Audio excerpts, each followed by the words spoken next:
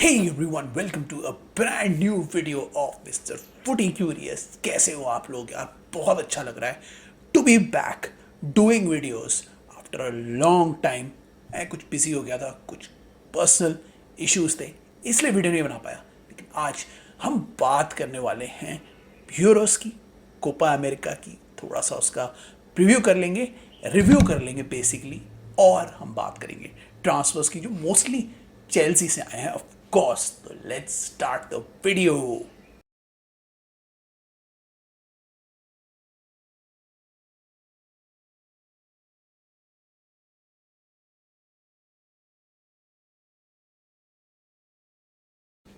हे guys, welcome back.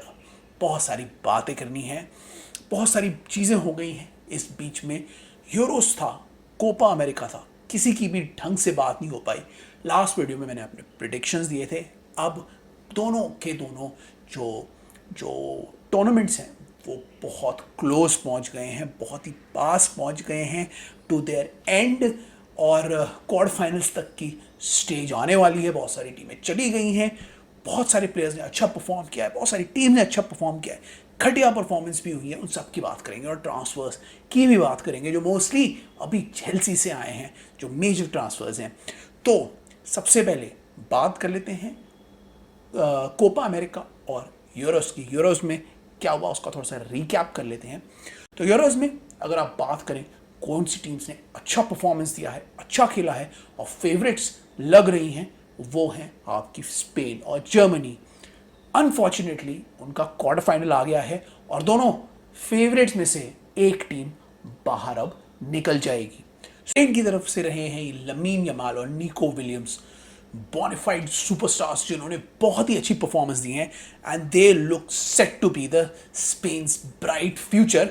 Spain इस tournament की अभी तक की बेस्ट टीम रही है and the way they are playing, I think they are favourites against Germany, जो कि खराब नहीं खेली है। जर्मनी भी बहुत अच्छी खेली है, specially Jamal Musiala who has perform superbly and he is been the star man for Germany. ये दोनों टीम्स बहुत ही बढ़िया खेली थी और ऐसा लग रहा था कि इन दोनों का फाइनल हो सकता है, लेकिन अनफॉर्चुनेटली क्वार्टर फाइनल में से इन दोनों भारी फेवरेट टीम में से एक को बाहर जाना पड़ेगा। उसके अलावा जो दूसरी फेवरेट थी फ्रांस, वो ढंग से नहीं खेल रही, अच्छा नहीं खेल रही, लेकिन किसी तरीके से रेंग रेंग के वो भी क्वार्टर फाइनल में आ गई है। कल उनका जो मैच हुआ था बेल्जियम के साथ, वो बहुत ही रद्दी और बहुत ही बेकार मैच हुआ था। दोनों टीम्स ने बहुत ही गंदा परफॉर्मेंस दिया था, लेकिन ऑफ कोर्स बेल्जियम ने उससे भी गंदा परफॉर्मेंस दिया है। रोमेलो लुकाकू कुछ नहीं कर पा रहे हैं पूरे टूर्नामेंट में और बेल्जियम का बाहर जाना एक्चुअली एक्सपेक्टेड था और वही हुआ। बहुत ही सड़ा हुआ गोल मिला फ्रांस को, लेकिन जो भी मिला उसकी वजह से फ्रांस जीत गई और फ्रांस भी आ गई है क्वार्टर फाइनल्स में। तो मज़ा आएगा। France already was one of the favourites in the quarter finals, लेकिन अब क्योंकि फ्रांस को गोल मिल गया है और वो आ चुकी है, तो कुछ भी हो सकता है। अब नॉकआउट में कुछ भी हो सकता है। स्पेन अभी मैं कहूँगा फेवरेट्स हैं, लेकिन France is also a very good team and they should be there and thereabouts in the semifinal. उसके अलावा पोर्चुगल ने भी कुछ खास परफॉर्मेंस नहीं दी है। ऑल्दो पोर्चुगल ने अच्छी परफॉर्मेंस नहीं दी है, फिर भी वो आगे बढ़ चुके हैं और वो अब क्वार्टर फाइनल्स में आ चुके हैं थैंक्स टू डिएगो कोस्टा, जिन्होंने बैक टू बैक 3 पेनल्टीज बचाई और पोर्चुगल को किसी तरीके से क्वार्टर फाइनल्स में जगह दिलवा दी। उसके अलावा क्रिस्टियानो रोनाल्डो जो है, उनका बहुत ही गंदा टूर्नामेंट गया है, कुछ नहीं किया है उन्होंने। स्टार स्टडीड टीम है पोर्चुगल, लेकिन बहुत अच्छा नहीं कर पा रही इस टूर्नामेंट में। स्पेशली क्रिस्टियानो रोनाल्डो जिन्होंने 4 मैचेस में 0 गोल बनाए हैं और उनके ऊपर काफ़ी ज़्यादा प्रेशर आ गया है, स्पेशली इन दिस टूर्नामेंट में। अभी भी क्रूशल मैचेस बाकी हैं और वो आगे के मैचेस में अगर स्कोर करते हैं तो वो अपने आप को रिडीम कर लेंगे, बट पोर्चुगल का तो ये हिस्सा हट गया। उसके अलावा अगर हम बात करें एक और फेवरेट की, वो है इंग्लैंड, जो सबसे ज़्यादा मीडिया स्क्रूटिनी में आई है। ना इंग्लैंड अच्छा खेल रही है, ना इंग्लैंड अच्छी परफॉर्मेंस दे रही है, ना इंग्लैंड अच्छा गेम प्ले दिखा पा रही है, लेकिन किसी तरीके से इंग्लैंड फिर भी टॉप ऑफ द ग्रुप आके अब क्वार्टर फाइनल्स में आ चुकी है। उनकी परफॉर्मेंसेस हर मैच में बहुत ही बैंग एवरेज रही है और साउथगेट एक क्लूलेस मैनेजर रहे हैं जिनके ऊपर मीडिया का और फैंस का बहुत प्रेशर आ गया है। वो तो अच्छी बात है कि इंग्लैंड के पास अच्छे प्लेयर्स हैं जो कि उनको बचाकर किसी तरीके से ले जा रहे हैं। पहले तो कोल पामर को ना खिलाने का डिसीजन साउथगेट के लिए बहुत प्रॉब्लम क्रिएट कर चुका है। उसके अलावा अपनी मिडफील्ड को गंदा बताना, ठीक नहीं बताना, वो भी साउथगेट को प्रॉब्लमैटिक क्रिएट कर चुका है। उसके अलावा डेक्लन राइस को ढंग से नहीं यूज़ करना, अलेक्जेंडर आर्नोल्ड को ढंग से नहीं यूज़ करना बहुत प्रॉब्लम क्रिएट कर रहा है। और अगर आप लास्ट मैच में भी देखो तो एकदम एंड में बेलिंगम का जो गोल था उसने इंग्लैंड को बचा लिया। तो ओवरऑल इंग्लैंड जिस तरीके से रेंगते रेंगते पहुंच गई है क्वार्टर फाइनल में, जहां उनका मुकाबला होने वाला है on the dark horses of the tournament called Switzerland, जो कि बहुत अच्छा खेल रही है। और अगर इंग्लैंड ऐसे ही खेलती रही तो स्विट्जरलैंड के अगेंस्ट डेफिनेटली उनको बहुत प्रॉब्लम होने वाली है और वो हारने वाली है। एक और सरप्राइज यूरो का रही है ऑस्ट्रिया। ऑस्ट्रिया एक ऐसी टीम रही है जिसे रैल्फ रैग्निक ने कन्वर्ट कर दिया है and they have become a brilliant team to watch in this tournament. और उनके पास कोई सुपरस्टार नहीं है, but as a team they are performing really well. बहुत एनर्जेटिक, बहुत बढ़िया, बहुत अच्छी प्रेसिंग के साथ they look one of the most dynamic teams in the tournament. मेरे लिए बहुत सरप्राइज रहा है ऑस्ट्रिया इन दिस टूर्नामेंट में। उसके अलावा मोस्ट जो मेजर टीम्स हैं वो क्वालिफाई कर चुकी हैं और आगे क्वार्टर फाइनल्स में जा चुकी हैं। तो बहुत ही इंटरेस्टिंग क्वार्टर फाइनल्स के मुकाबले होने वाले हैं। मोस्ट ऑफ द फेवरेट्स जो थे फ्रांस, जर्मनी, स्पेन, इंग्लैंड, वो सब आ चुके हैं along with some brilliant contenders such as the Austria. तो देखना है कि कोई टीम सरप्राइज हो पाएगी या फिर कोई मेजर अपसेट हो पाएगा। Of course Spain versus Germany में तो एक मेजर अपसेट हो गई, लेकिन दूसरी टीम्स में होगा नहीं होगा देखना है। But it has been an interesting Euros filled with incidents. VAR के इंसिडेंट्स हुए हैं, बहुत सारे इंसिडेंट्स हुए हैं, filled with negative media coverage, filled with some exciting Spain matches और बोरिंग इंग्लैंड मैचेस। और सुपरस्टार्स जो हैं, जो मैंने एक्सपेक्ट किए थे, they are not performing well in this tournament. So let's see what happens in the final stages. क्या ये जो सुपरस्टार्स हैं जिन्होंने अभी तक नहीं परफॉर्म किया है, क्या ये फाइनल स्टेजेस में परफॉर्म करेंगे नहीं करेंगे, वो देखना ज़रूरी है। उसके अलावा आई हैव टू से Jamal Musiala, Nico Williams and Lamine Yamal have been stand out performers in this segment और in this Euros. By the way Italy का बाहर जाना भी डिसअपॉइंटिंग रहा है, बट इटली ऑफ कोर्स लग रहा था कि वो बाहर चली जाएगी। One of the most standout performance other than these three attacking players have been Marc Cucurella. Marc Cucurella has been brilliant. Marc Cucurella की जो परफॉर्मेंस रही है वो चेल्सी फैंस को बहुत ही खुश करेगी, क्योंकि the way he is performing for Spain has been incredible. तो Spain has been the outstanding team.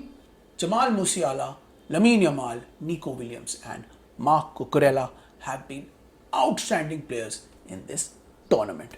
Now let's move on to Copa America. Copa America मैंने ज़्यादा नहीं देखा है, ज़्यादा कवर नहीं किया है, but I just tell you one thing about Copa America कि कोपा अमेरिका में अगर एक टीम है जो बहुत अच्छा खेल रही है, एक क्या दो टीम्स हैं जो बहुत अच्छा खेल रही हैं, वो हैं Argentina, who is playing really well. Although Messi ने ज़्यादा गोल नहीं किए हैं, गोल किए ही नहीं है अपेरेंटली इस टूर्नामेंट में, but the way he is conducting the Argentina team has been fantastic and Argentina has been playing one of the most brilliant football in this tournament. उसके अलावा एक्वेडोर ने बहुत ही अच्छा परफॉर्मेंस दिया है इसमें, और 2-3 प्लेयर्स कोपा अमेरिका में निकल के आए हैं एज सुपरस्टार्स, जिसमें एक है एस्तेबाओ विलियन जो जाएंगे चेल्सी में। तो चेल्सी के फैंस को खुश होना चाहिए the way Estevao is playing in that Brazil team. उसके अलावा एक और प्लेयर है जिन्होंने बहुत अच्छा परफॉर्म किया है, again is linked with Chelsea, Kendry Paez ने एक्वाडोर के लिए ब्रिलियंट परफॉर्मेंस दी है और इतनी कम एज में ही has been the player of the tournament for Ecuador.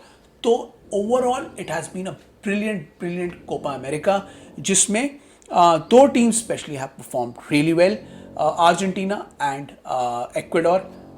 Unfortunately I think Argentina अब एक्वाडोर के साथ खेलेगी अगला मैच, तो one of the main teams will be out in the next round, but it has been a great tournament for Argentina and Ecuador, and these three young kids have been superstars for the respective teams. Estevao, Kendry Paez, and these two kids have been brilliant for their respective teams, Estevao and Kendry Paez. तो ये था थोड़ा सा मेरा recap और review of the matches. मैं सारे matches के रिव्यू तो नहीं दे पा रहा, मे बी अब मैं अलग अलग मैचेस के रिव्यू आपको दे पाऊंगा, लेकिन अभी तो मेरा एक छोटा सा रिकैप था। अब इस रिकैप के बाद let's talk about what is happening in the transfer situation. Transfer situation में बहुत सारी चीज़ें हो गई हैं, बहुत सी बातें निकल के आई हैं। तो स्टार्ट करते हैं बहुत सारी ट्रांसफर्स की, जो स्पेशली मोस्टली चेल्सी से आए हैं। Let's talk about those transfers. सबसे पहले तो चेल्सी ने 3 प्लेयर्स को हायर किया है, 3 प्लेयर्स को खरीदा है, हायर किया बोल रहा हूँ। तोसिन को खरीदा है as a defender for free, brilliant transfer, 26-year-old defender from Fulham. कोई बहुत ही इंटरेस्टिंग ट्रांसफर है, लामा से ग्रेजुएट है, expected to play for Barcelona. He was now been recruited by Chelsea. 6 million का रिलीज क्लॉज था, फटाफट चेल्सी ने ले लिया, और वो एक ऐसे प्लेयर हैं जो फ्यूचर स्टार बन सकते हैं चेल्सी के लिए। तो आई थिंक वो फर्स्ट टीम में खेलेंगे जैक्सन के नीचे, और बहुत ही अच्छे प्लेयर निकल के आ सकते हैं, because he is from the La Masia academy, और वो बार्सिलोना में काफ़ी हाईली रेटेड हैं। उन्होंने बार्सिलोना की सीनियर टीम के लिए भी काफ़ी अच्छा परफॉर्मेंस दिया है, इनफैक्ट गोल भी किया है। बहुत ही इंटरेस्टिंग प्लेयर निकल के आ सकते हैं मार्क क्वी, जो चेल्सी ज्वाइन कर चुके हैं। इसके अलावा केनन ड्रूसबरी हॉल भी चेल्सी ऑलमोस्ट ज्वाइन कर चुके हैं, कि अनाउंसमेंट बाकी है, लेकिन मेडिकल वगैरह सब हो चुका है। वो एक ऐसे प्लेयर हैं जो लेस्टर से आ रहे हैं, 30 मिलियन समवेयर अराउंड उनकी प्राइस है, और वो मेरेस्का के सिस्टम में खेले हैं। He is a very talented player, जो कि एक स्क्वाड प्लेयर की तरह बहुत ही अच्छे परफॉर्मेंस दे पाएंगे फॉर चेल्सी। बेसिकली एक रोटेशनल ऑप्शन रहेगा फॉर चेल्सी। मरेस्का के सिस्टम के अंडर भी खेले हैं, तो उनके लिए बहुत अच्छा है। मरेस्का के लिए भी बेटर है कि उनके टाइप के प्लेयर उनको मिले और वो खेलें। उसके अलावा जो तोसिन आए थे, तोसिन जो हैं अब्रदायो, वो एक बॉल प्लेइंग डिफेंडर है, 26 साल के, and he came for free from Fulham. बहुत ही अच्छे प्रॉस्पेक्ट हैं, वो भी बहुत ही अच्छा खेलते हैं, और बॉल प्लेइंग एबिलिटी में वो काफ़ी अच्छे हैं। उसके अलावा चेल्सी एक लेफ्ट साइडेड सेंटर बैक भी देख रही है, जिसमें कैलाफियोरी, जो आजकल बहुत डिमांड में है, उनका नाम भी आ रहा है। तो क्योंकि वो इतने सारे प्लेयर्स हायर कर रही है, कौन से प्लेयर्स जाएंगे उनको देखना ज़रूरी है। By the way, Lewis Hall का ट्रांसफ़र हो चुका है ऑफिशियली न्यूकासल में, तो वो जा चुके हैं। ओमारी हचिंसन चले गए हैं इप्सविच, वो चले गए हैं आपके एस्टन विला, और हकीम जिएच ऑफिशियली चले गए हैं गैलाटासराय परमानेंटली। तो चेल्सी ऑलरेडी बहुत सारे प्लेयर्स निकाल चुकी है। एक और प्लेयर अकेडमी प्लेयर है माइकल गोल्डिंग, जो लेस्टर चले गए हैं, और वहाँ पे वो डेवलप होंगे। तो बहुत सारे प्लेयर्स हैं चेल्सी जिनको निकाल चुकी है। अभी भी चेल्सी की रेडार में बहुत प्लेयर्स हैं जिनको उनको निकालना है, और 1-2 प्लेयर्स को ऐड करना है। ओलिसे के लिए वो ट्राई कर रहे थे, वो तो मिले नहीं, तो देखना है कि वो किसी और विंगर के लिए जाएंगे नहीं जाएंगे। गैलेगर को अभी तक कॉन्ट्रैक्ट ऑफर नहीं हुआ है, तो वो देखना है कि एंड ऑफ द विंडो वो जाएंगे या नहीं जाएंगे। बहुत सारी ऐसी चीज़ें हैं जो चेल्सी देखेगी और कैसे हैंडल करेगी, ये देखना ज़रूरी है।